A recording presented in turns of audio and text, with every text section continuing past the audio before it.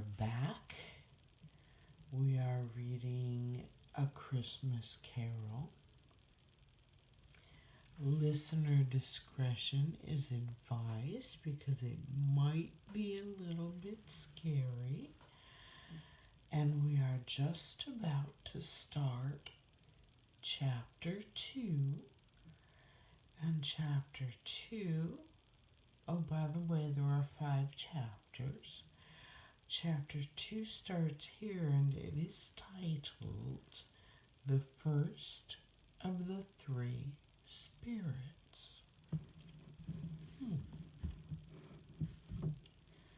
When Scrooge awoke, it was so dark that looking out of bed he could scarcely distinguish the transparent window from the opaque walls of his chamber.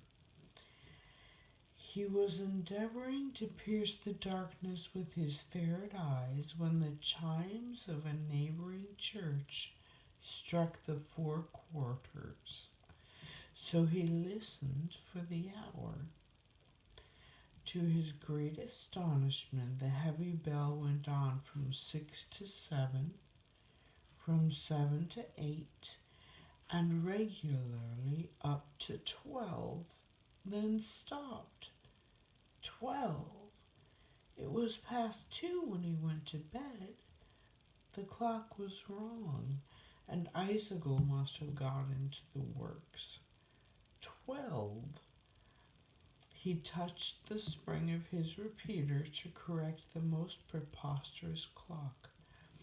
Its rapid little pulse beat 12 and stopped. "Why, it isn't possible," said Scrooge, "that I can have slept through a whole day and far into another night. It isn't possible that anything has happened to the sun, and this is 12 at noon."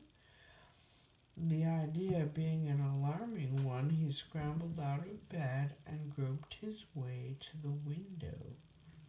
He was obliged to rub the frost off with the sleeve of his dressing gown before he could see anything, and could see very little then. All he could make out was that it was still very foggy and extremely cold, and that there was no noise of people running to and fro and making a great stir, as there unquestionably would be if night had beaten off bright day and taken off possession of the world. This was a great relief.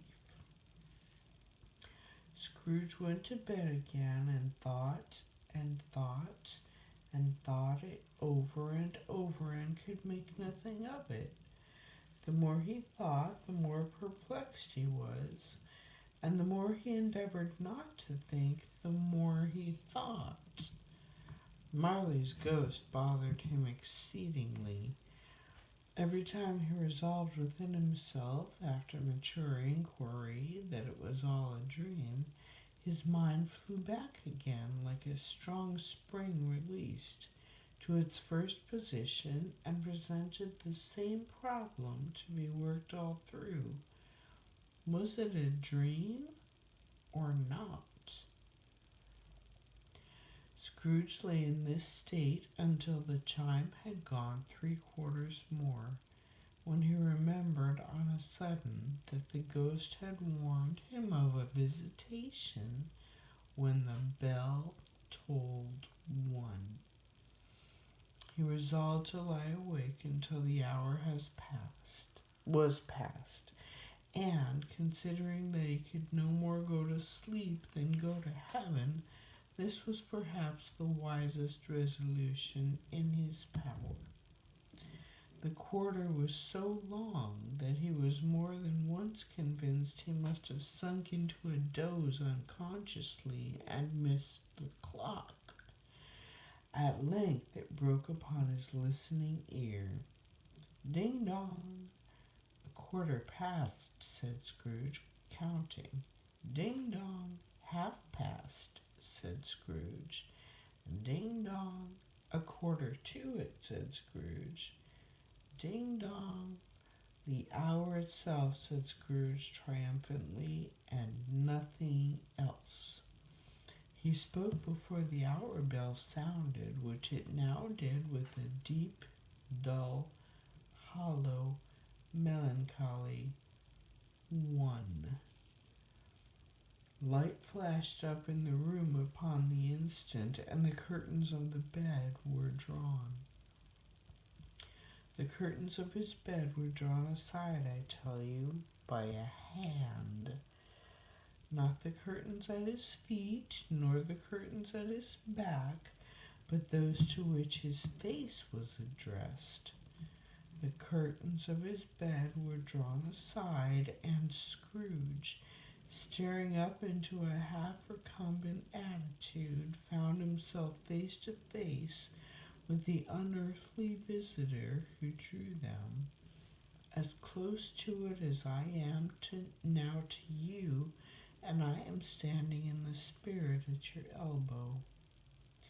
It was a strange figure, like a child, yet not so like a child as like an old man, viewed through some supernatural medium, which gave him the appearance of having receded from view and being diminished to a child's proportions.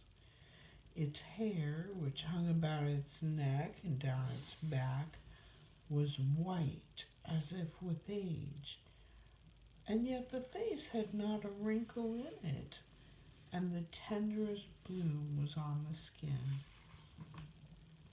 The arms were very long and muscular, the hands the same, as if its hold were of uncommon strength.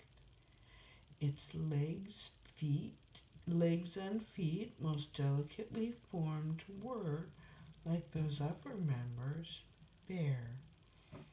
It wore a tunic of the purest white, and round its waist was bound a lustrous belt, the sheen of which was beautiful.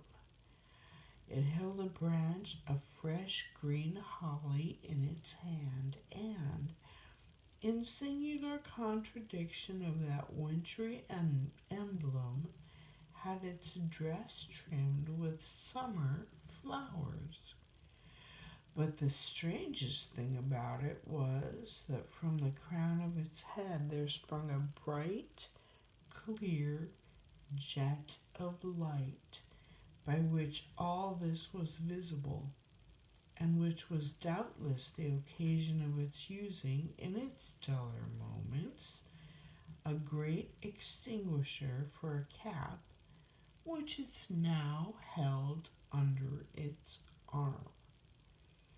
Even this, though, when Scrooge looked at it with increasing steadiness, was not its strangest quality, for as its belt sparkled and glittered, now in one part and now in another, and what was light one instant at another time was dark, so the figure itself fluctuated in its distinctness, being now a thing with one arm, now with one leg, now with 20 legs, now a pair of legs without a head, now a head without a body, of which dissolving parts no outline would be visible in the dense gloom wherein they melted away.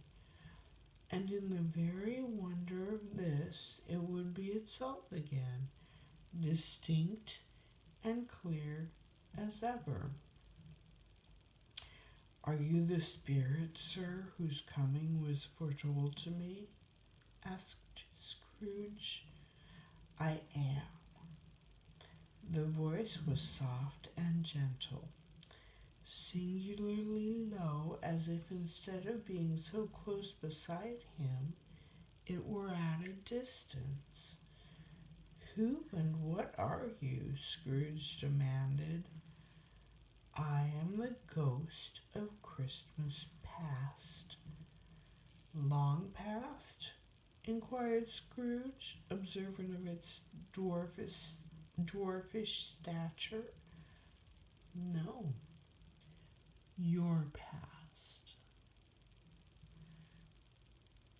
And that is where we will leave off for tonight. All right. Until next time.